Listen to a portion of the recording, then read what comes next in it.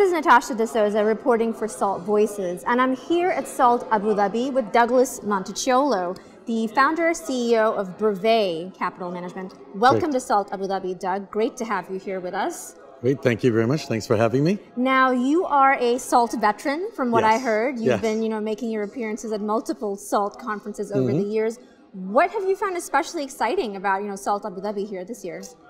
Well, SALT Abu Dhabi is a great experience because of the recent changes with Abu Dhabi global markets and its opening of, I'd say, a new channel for people like myself, fund managers, to really establish themselves here. So it's very exciting and it's perfect timing. So it's a great venue. It's wonderful having you here. Thank now, you.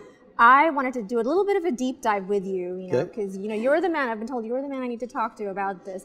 I want to ask you. You service private company debt through a cash flow that you get from government payables, and the government sector is traditionally notorious for not being reliable with their payments to vendors. What is your secret sauce, do you think, to kind of rectify this kind of cash flow issue? So it's a common problem around the world with governments. Our secret sauce is that we are finance as a service, which means we're providing financial solutions in the guise of a solution for the government's problems, namely its timing. So we're making it faster, easier, more efficient for governments, and therefore also making the financial solution much more effective and, in most cases, more timely. So in what specific way are you, bringing in that efficiency when it comes to this specific problem? Specifically, we are focusing on various technology tools. Okay. So we do use artificial intelligence and fintech technology to do that. But also we work very closely with the government. So we'll be a partner versus a counterparty to the government. So we'll jointly solve the problems that we think are creating these inefficiencies, and then we'll use our capital to go and execute in a very commercial fashion to basically solve the timing lapses or red tape as classically known. Okay. Now, we all know that, lending, the whole aspect of lending is going through any number of different disruptive forces. And the market obviously there is room now for, direct lenders to enter the space, private kind of entities to enter the space. At the same time, traditionally, people have felt more comfortable and confident approaching your conventional banks for lending. Do you still think there is a confidence gap that could potentially affect the ability of private lenders to gain traction in the space? Well, the confidence gap, I think, is real. It's real because if you're a business owner and you're going to trust your business to a third party, a lender, or rely on them, they need to know you. They need to know that they can relate to experiences that have existed with you or with other friends of theirs. And so I think time is going to be the biggest mitigant to that effect.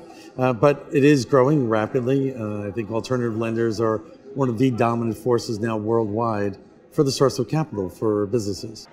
Now, I want to turn my lens a little bit to the UAE specifically. Okay. Now, here in the UAE, literally only 3.5% of conventional financing is directed to small and medium businesses, despite the fact that that category makes up 65% of the economy. So there's a tremendous gap when it comes to lending to that space. What do you think needs to be changed, infrastructurally to enable that kind of, a gap to be remedied? Well, that's that 65% of the economy is obviously an important focus point and should attract lenders. What lenders are going to look for is a very solid legal system. They're going to look for ease of access to those companies. And I think it's also just a matter of familiarity. It's understanding the differences in the UAE versus other countries. I do know that the ADGM is adopting the UK law, common law framework, which I think is going to go a very long way to addressing part of that issue.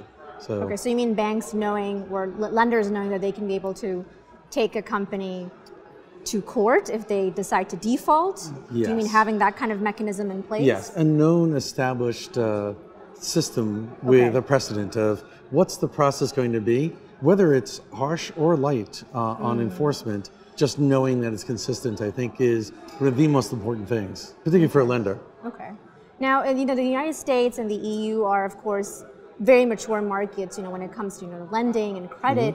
What do we need to be thinking about here, not just in the Middle East, but emerging markets in general, to enable, I think, us to achieve that kind of maturity, perhaps in a slightly accelerated fashion, because here in the UAE, we love to do things in an accelerated fashion. Yes, indeed. Accelerating it. So I think lending is one of the most traditional, least accelerating things, although financial technology, fintech, has really changed some of that. So I do think the government getting involved with support programs, other forms of backstops, will help the financial technology industry get used to, or at least be willing to take certain risks on a large scale that achieves goals that the government wants. And that's very much what Brevet does, right? We look to achieve those goals with the government, and it's in conjunction with them. So we can sort of, to differentiate between the risk that you know as the government and the risk that we don't know as a newcomer. Okay. And in closing, if you look at your crystal ball and you look ahead, because this is a question on everybody's minds, do you think we're headed to a dip in the cycle? You've seen the entire run for the past decade since the global financial recession. We know that alternative credit stands at $4.3 trillion. The private debt market is at $1 trillion. Right. Where do you see a dip happening, and is there one around the corner?